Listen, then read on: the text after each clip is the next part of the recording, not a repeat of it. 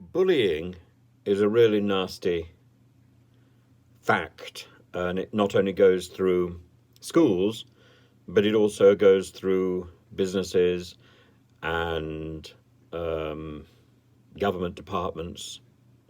It's about control and it's about power. And in my experience, although we may end up identifying particular bullies, it's about a culture. And it's about changing that culture. So whenever I have been shown bullying in a school, there may be instances on the playground, but there are almost always instances in the staff room as well.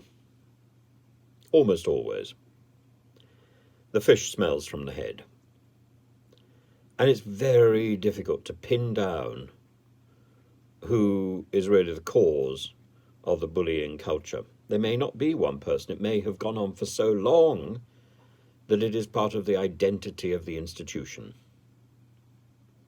And how do we shift that? That's much harder. Much harder. And simplistic approaches about saying no to bullies are much harder to enact in practice than in theory. And very often, saying no to a bully can trigger even more bullying. We need to eradicate the culture. So I find it ironic and shocking that in the week that we begin anti-bullying week across the country, and we're particularly trying to send a message to schools, our government should be mired in a bullying crisis itself. So today we hear Gavin Williamson is caught up in a bullying issue. He is alleged to have sent aggressive bullying messages to Wendy Morton, bullying, misogynistic messages to Wendy Morton. Gavin Williamson is now a minister without portfolio. He can range around the government and interfere where he wants. In the past, he was the chief whip with a tarantula, and then he became one of the most notorious education secretaries that we've had, and presided over education during lockdown and made a lot of students' lives a misery, an utter misery. Now, Wendy Morton has complained, as I say, that he is a bully. It may be true, it may not be true, but it's interesting that it is she who makes the complaint, because only a week or two ago she was involved in a fracas in the House of Commons with her deputy, a man called Craig Whitaker, both of whom ended up resigning for a short period of time before resigning completely. And they were accused of bullying in the lobbies to try and persuade particular Conservative MPs to vote in favour of fracking, when in fact in the manifesto in 2019 it was clearly said that fracking was going to be discontinued. And Alex Stafford was particularly seen being manhandled by the whips. That presumably is Wendy Morton. An investigation by the Speaker of the House of Commons concluded that nothing inappropriate had happened. But the rumours are still running around. And Chris Bryant doesn't seem willing to withdraw his observations that he saw people being manhandled.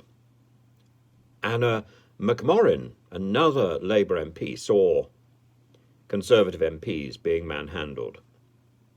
Alex Stafford was described as being physically manhandled. And among the group of people who were manhandling him was Therese Coffey and Jacob Rees-Mogg, apparently, allegedly. And yet the Speaker says nothing inappropriate happened.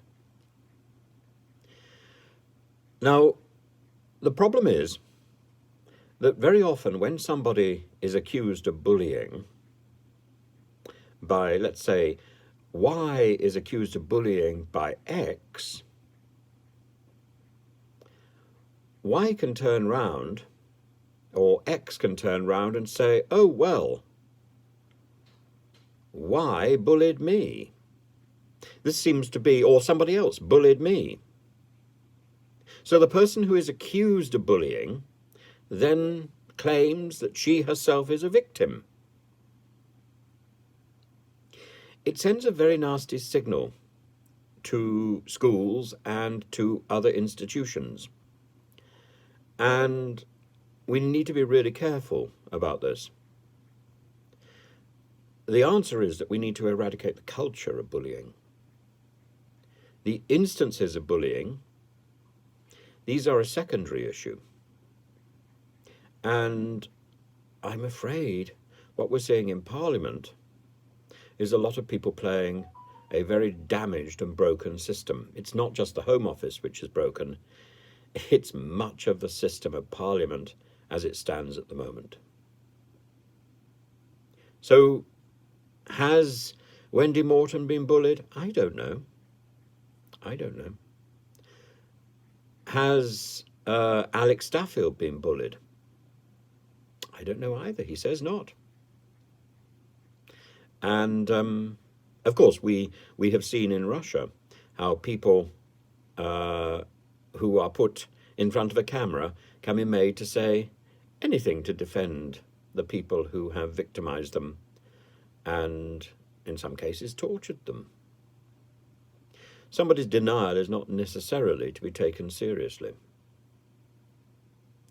What we can take seriously, because there's so much evidence of it, is that there is an aggressive behaviour in the House of Commons, in the Mother of Parliaments, which is simply undignified and irresponsible and an appalling example to the rest of us.